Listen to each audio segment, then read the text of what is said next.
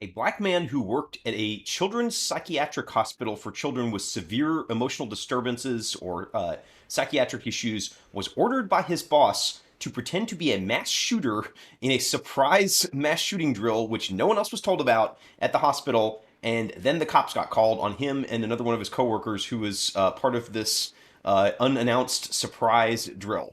I'm Kevin Kneupper. I'm an attorney at Kneupper and Covey. This is one of the craziest lawsuits I've ever seen, just because of how utterly insane the conduct of the bosses of this hospital was, and what could have gone very, very wrong. Now, this guy did survive. He was actually confronted by armed SWAT teams who came into the hospital because they had been, the not only the children, but this was a hospital full of children who had no idea this was happening. The loudspeaker over the hospital starts saying that there are two men with AR-15s who have been shooting. There's shots fired. Everyone needs to run and hide. And so all the children with trauma and who were so severe that they had to go to this psychiatric hospital in the first place now think there's a mass shooter there. The employees are cowering, locking the doors, calling the police.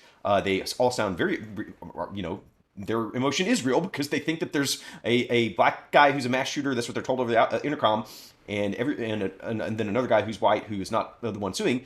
But this is obviously insanely dangerous, especially when the SWAT team shows up thinking that these two guys are real mass shooters when this was all just supposed to be some drill to see if everyone reacted appropriately. And it sounds like everyone but the bosses maybe reacted, I guess, like you would in one of these situations. So let's look at a news article on this before I go into the lawsuit so that I can show you kind of who this guy is, what happened to him, and some footage or photos rather of the SWAT team that showed up to stop this just random like day laborer at a hospital.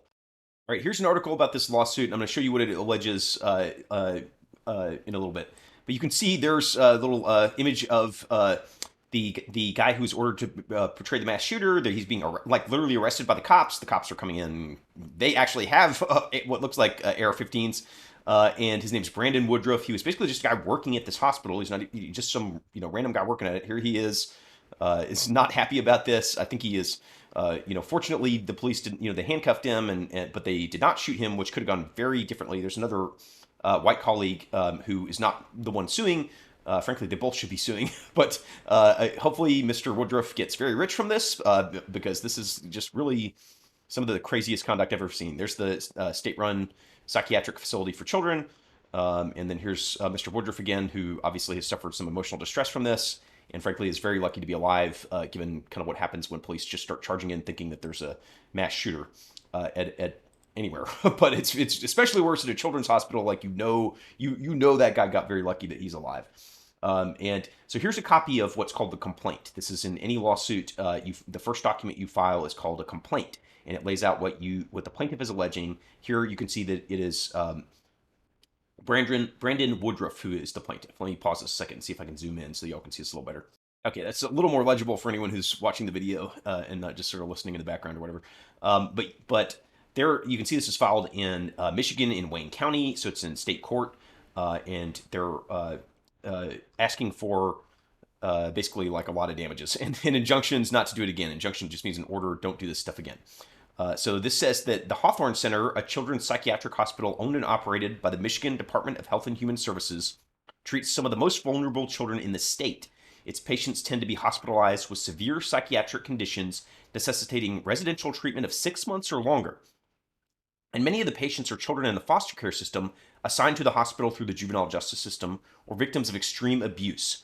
During a typical weekday morning, there are approximately 50 children inpatients at the hospital, along with a staff of nearly 200 doctors, nurses, childcare workers, teachers, maintenance, food preparation, and other employees present. So you've got 50 children who are the absolute worst people to be doing one of these quote drills in front of, and then another 200 doctors and staff. And so everybody, you got about 250 people who are in this hospital and think this is real, as you can see here. So the lawsuit says, on December 21st, 2022, shortly after 10 a.m., a frantic call went out over the Hawthorne Center paging system announcing for everyone to hear, children and employees alike, that there were active intruders in the building. Then a second frantic announcement came through the overhead system. 2 active intruders, one Caucasian male, one African American male armed with AR-15s, shots fired. So you can imagine how you would react if you're sitting there hearing that in a hospital or anywhere else, you hear that over the intercom, you're going to freak. And that is exactly what they say happened. So the lawsuit says panic reigned at Hawthorne. Childcare workers and other adults gathered the children and moved them to defensible locations within the facility. Some employees broke the building's mobile phone ban to call 911, their voices hushed and broken with fear for their lives. These terrified employees reported to the 911 dispatchers what they had heard on the public address system, that two men, one white and one black, were dressed in winter clothes, armed with AR-15s, and had fired shots in the building. So then it says, Brandon Woodruff was the black man being described by the PA system, but he was not an armed intruder. Rather, Mr. Woodruff is a laborer and assistant to the skilled trade workers who had started working at the Hawthorne Center in July of 2022 and was ordered by his supervisor, Derek Lepek, to join a white colleague and walk through the entire facility pretending to be the active intruders and observing whether the employees and children were properly hidden and barricaded during the unannounced drill. Mr. Woodruff had no weapons of any kind. Now we're going to see a little bit later that it says he had no weapons, but he was actually asked by this boss to take it doesn't say what, but an object, and to go around, I guess looking like he would have a weapon. And so I think Mr. Woodruff is very fortunate that he decided not to follow that part of the instruction. And it really is a little, I don't know, all this is insane. It really is one of the craziest situations I've seen in a lawsuit for sure. And I've seen a lot of these. This says that when Mr. Woodruff and his colleague left through the kitchen loading dock, having completed their assignment, they immediately faced a large number of police officers armed with long guns and yelling at them through a bullhorn to get down, get down. When his colleague's work radio squawked, Mr. Woodruff heard the safeties come off the police officers' weapons. Mr. Woodruff was scared for his life. Meanwhile, the police believed that he and his white colleague were the active shooters reported to 911 by so many terrified employees inside Hawthorne Center. Mr. Woodruff, by contrast, had no idea that anyone thought this was real, or that anyone had called 911, or that nearly 50 officers had responded to the scene ready to confront active shooters. So he doesn't even know that, he thinks everyone's just sort of doing a drill.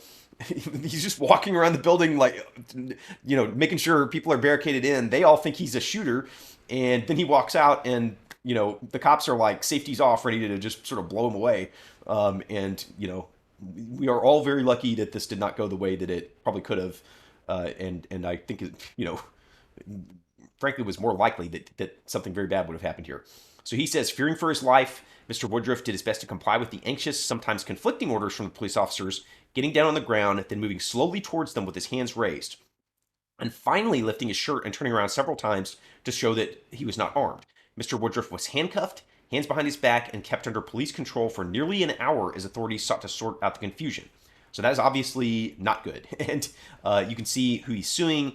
So that this has a section here in the lawsuit called Parties and Jurisdiction and Venue. That's just like, did we sue in the right place? Did we sue in the right court? And who am I suing? So he's suing Victoria Petty, PhD, who is the hospital director. And I guess she creates this plan to... he says he doesn't know really. That in when you file the complaint, you often sort of don't know exactly what the facts are, but you're alleging what they're likely to be. He says that she either created this plan to just do an unannounced armed intruder drill among a bunch of children with trauma issues, or she agreed to it, or just sort of let it happen. And then he says Derek Lepek, who he's suing, is the physical plant supervisor and safety coordinator for Hawthorne Center. So the safety coordinator is the one who decided, I'm just gonna go off over the PA system and tell everybody that there's an active shooter and run and hide and then watch the children scream for fun or whatever. What he was thinking, I cannot even fathom. And then he sues Wayne Susi, who was the director of training and data improvement for Hawthorne Center. And what he says is that Susi, same as the other person, either knew about this or let it happen. And then they sue Patty Glenn, who is the human resource manager and case manager, who he says either, again, knew about it, helped with it, or just sort of let it happen.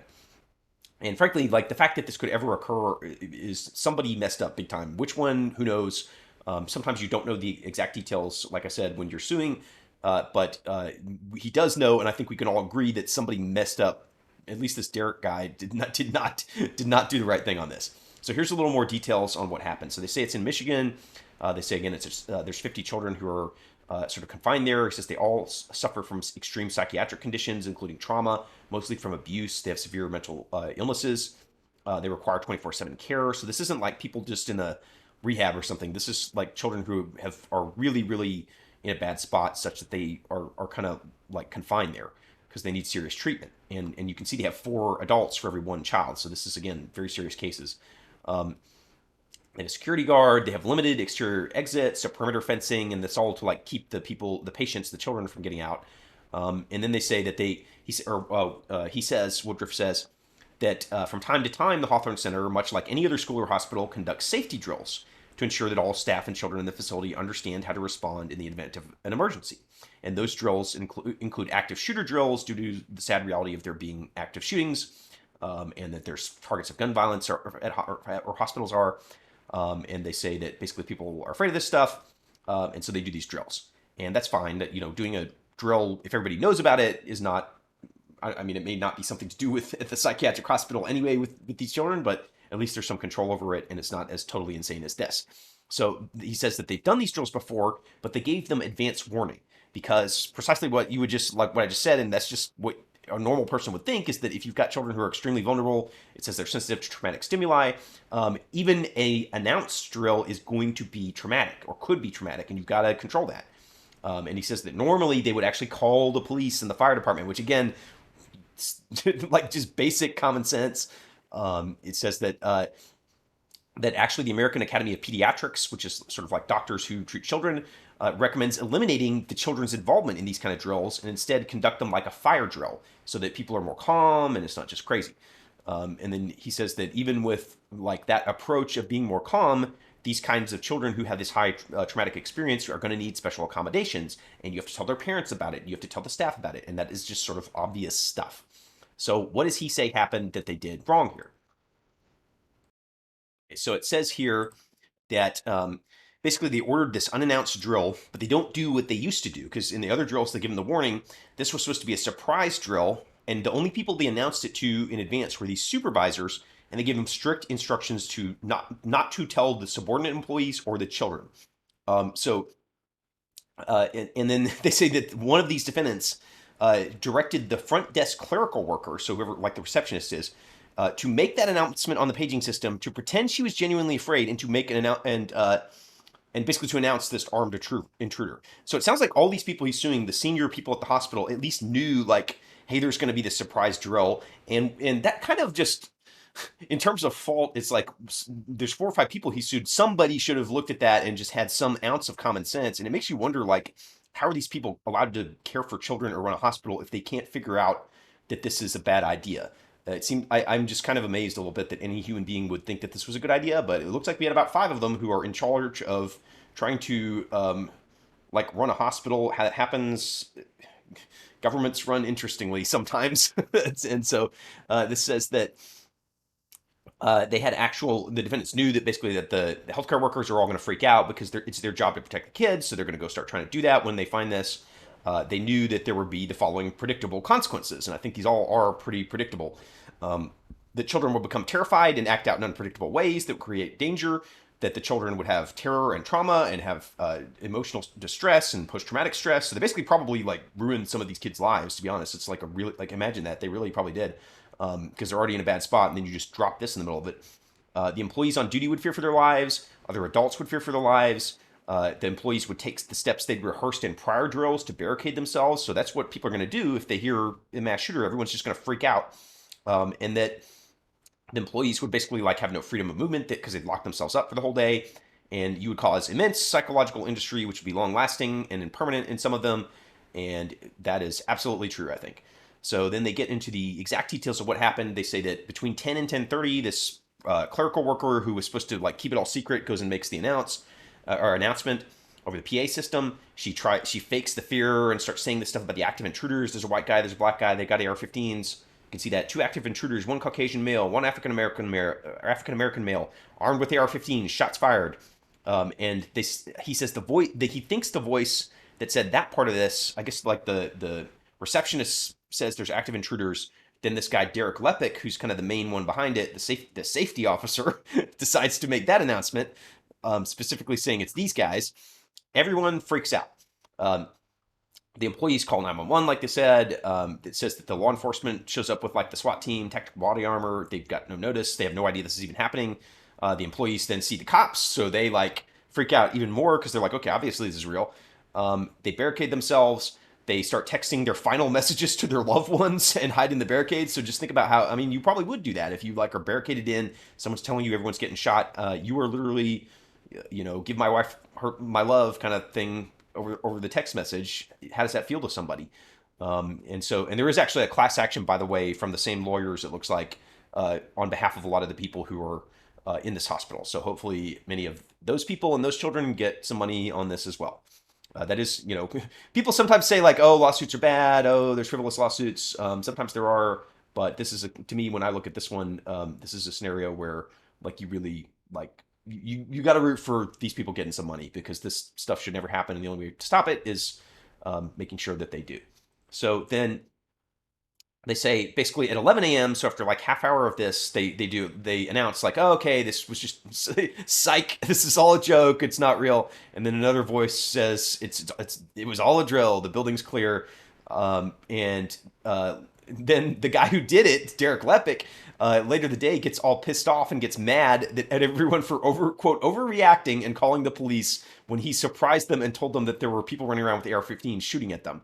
So I mean, which I don't. Again, it's just like how do you? I cannot even sort of fathom this guy. But he this says that here's his kind of like personal experience. This Brandon Woodruff, the plaintiff here, he says what he experienced of this is that around 10 a.m., this Derek Lepic guy orders him and another colleague to pretend to be these active intruders. So he just kind of shows up and they're like, hey man, guess what you're doing today? You're going to like run around pretending to shoot people. And then he orders them to walk through the whole hospital to check to make sure every room's locked and everyone's hidden. So he and this other guy are going around like trying to open all the doors. So people are hiding in the rooms, legit afraid that this is a mass shooter. And he's like opening the door, trying to get in. And basically just like, all right, good job, and then they're further instructed to take notes on anyone who didn't hide or barricade themselves. And so he's only worked at this place, like this is July to December. So this guy's only been there like 5 months. And this Derek Lepic, the supervisor, makes it sound to him like, oh, it's a standard drill. The plaintiff, this Woodruff guy, like he's expecting a baby. He can't lose his job. So he thinks this is like a weird order because it doesn't say what he was told to carry. But it says that he did not carry an object with him as Lepic had asked because he felt that sounded unusual. So it sounds like he was told to go around carrying something that might make people think it was a gun, which would, that could have gotten these two guys killed if they'd done that. So it is very good that he decided to disobey that. And frankly, if you're ever in this situation, just don't do what your boss says. I mean, just go call the lawyer right away. Or like, I mean, do not do this. It says that he dressed in winter clothes. He goes around this building. They start to shop. They go to the main building. They get inside the building. They hear the PA announcement announcing that basically they're these shooters.